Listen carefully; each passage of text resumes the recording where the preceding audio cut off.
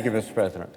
Mr. President, today the United States Senate is called upon to uphold our oath of office and our duty to the Constitution because President Trump failed to do that himself.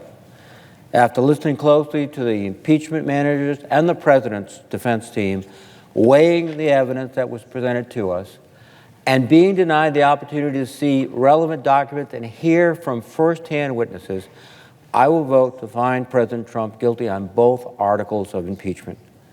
I take no pleasure in voting to impeach a president and remove him from office.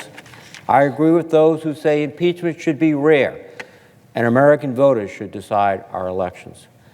That is why it's so galling President Trump blatantly solicited foreign interference in our democratic process, and he did it as he geared up for re-election.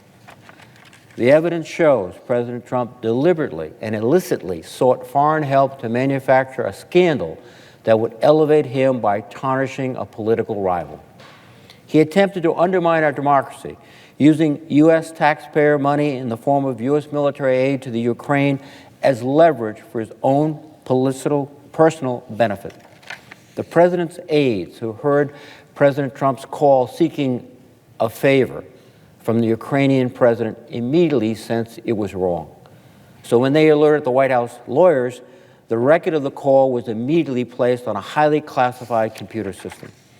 And despite the president's claiming that the version of the call that was publicly released is an exact word-for-word transcript of the conversation, we know from testimony that there are key omissions in the document we all read. Compounding the president's misconduct, he then engaged in an extended cover-up that appears to be ongoing to this day. There is a lot to unravel here, and I will provide a more detailed legal explanation in the near future. But for now, let me briefly explain my decision and outline my thoughts on the Senate's impeachment proceedings and the disturbing precedents I fear will be set when the majority chooses to side with the president over the Constitution's checks and balances. The House of Representatives voted to impeach the president for abuse of power and obstruction of Congress. Based on the uncontested evidence, I concur. It is clear that President Trump and others, such as Mr. Giuliani, who was serving as the president's lawyer, attempted to coerce the newly elected president of the Ukraine to announce two sham investigations, including one that sought to directly damage President Trump's rival in the upcoming election. The president's actions served his personal and political needs, not those of our country. His efforts to withdraw military aid and withhold military aid to Ukraine for his own personal benefit undermined our national security.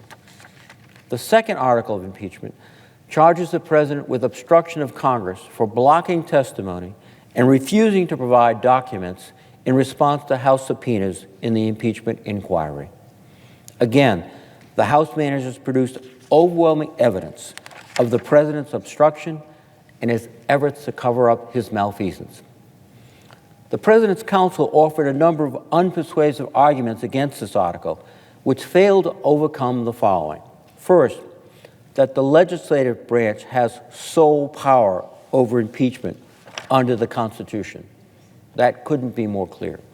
Second, past precedents of prior administrations and court rulings.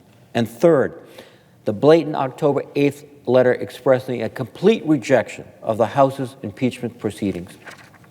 The Constitution grants the executive branch significant power, but as every student in America learns, our system is one of checks and balances, so that no branch is entirely unfettered from oversight and the law.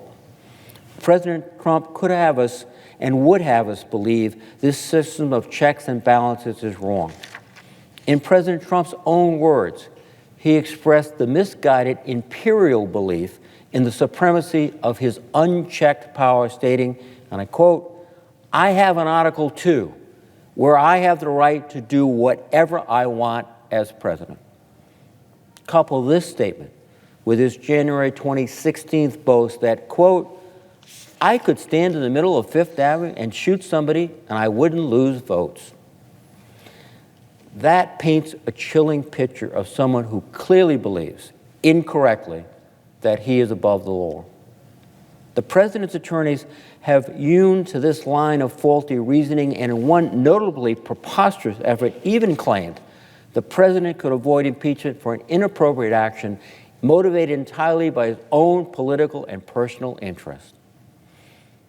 The president's defense also failed to sufficiently demonstrate that the president's blanket defiance of subpoenas and document requests overcome the precedents established in prior impeachment proceedings and the record of congressional oversight of the executive branch.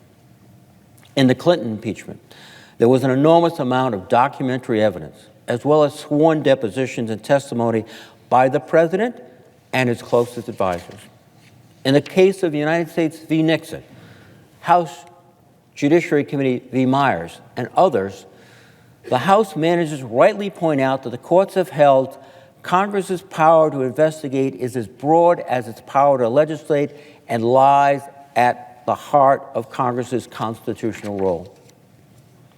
While President Trump's impeachment lawyers claim the House should take the president to court over these previously settled issues, President Trump's lawyers at the Justice Department are simultaneously arguing in the courts that the judicial branch cannot even rule on such matters.